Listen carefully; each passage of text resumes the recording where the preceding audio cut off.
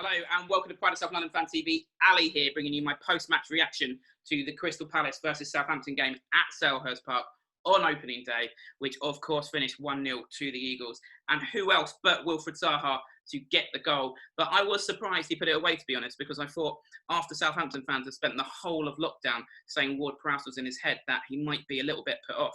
But of course he coolly dispatched it as we win 1-0 on the opening day. And just on that, really, I mean, hopefully that nonsense will stop now. I mean, Ward Prowse today really summed it up for me. I mean, I can see why he does all those antics, like winding players up, scuffing the penalty spot on his England debut, just to stay relevant. He reminds me of a Z-list celebrity begging for attention, that you can replace Chico time with James Ward-Prowse time.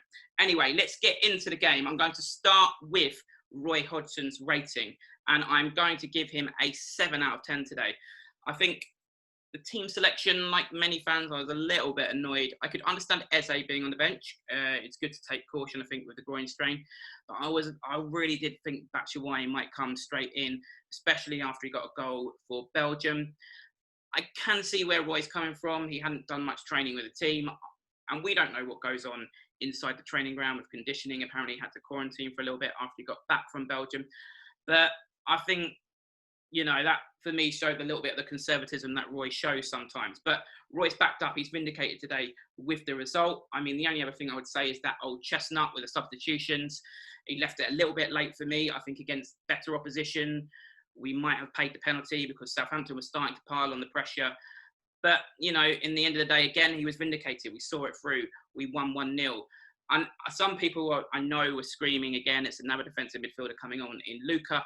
But I do think, personally, I was calling for Luca to come on. I felt like we were running out of legs a bit in the centre of midfield. And it was good to see Eze on for those 10 minutes. And I think that was just a snippet of what we're going to see from him. He looked very, very assured. And I've got to give Roy praise because he's done it again in Kouyaté at centre-back. He's found a solution when we've got ridiculous injury problems in a certain position. I mean, he did it that season when we had no centre-forwards and he deployed Wilf and Andros as forwards. And he's done it again by finding a solution in Kouyaté at centre-back. And Kouyaté and Dam were one of the bright points of the game. So massive praise for him there. I'm loving how Roy is setting up the team. The way that he's going to utilise Eze reminds us, I know, a lot of the way he utilised Loftus-Cheek. And we do kind of, I think, in those last 8 games, I'll hold my hands up. I was quite critical, more than quite critical of Roy post-lockdown. But praise where it's due, he is very intelligent and very shrewd in the way he sets his teams up sometimes. And tactically, I feel like he's nailing it for us in the way he's setting the team up this season. Still lacks that bit of flexibility. Some might say that a bit more than a bit. But I think he's not, a leopard won't change his spots at this point in his career. And we've got to kind of take the rough with a smooth with Roy. There are far worse people who could be in control of our club. So he's definitely got my backing for the rest of the season. So I'm giving Roy a 7 for his management today. Moving on into man of the match. And this is a tough decision. And this is good because post-lockdown, it was hard to find even one player for man of the match at times. But this was a really tough decision for me.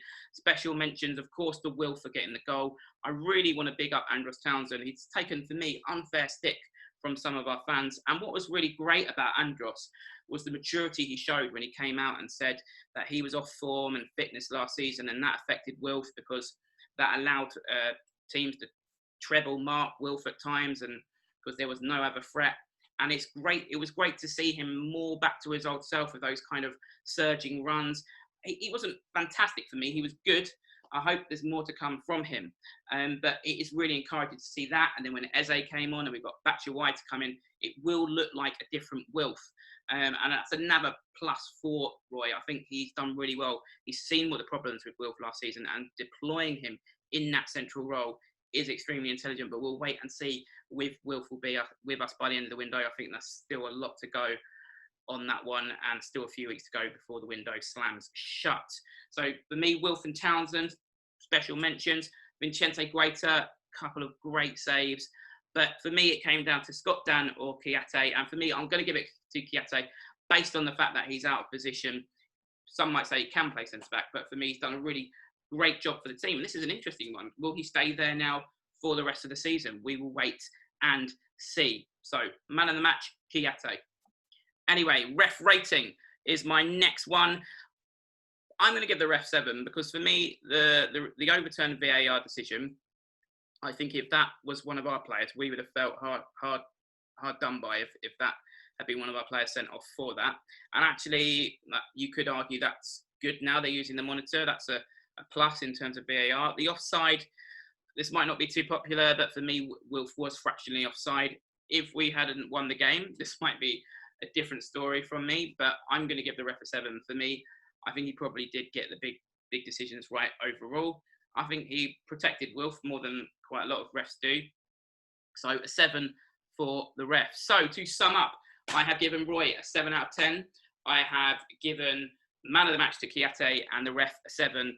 And I have compared James Ward-Prowse to Chico from the X Factor. I think that was X Factor Series 3. Comment in the comments below if I've got that right. And as always, if you disagree with anything I've said in terms of my man of the match or my assessment of the ref decisions or Roy's rating, as always, leave a comment in the comments below. I'll be doing reviews every game, but tonight we're feeling glad all over.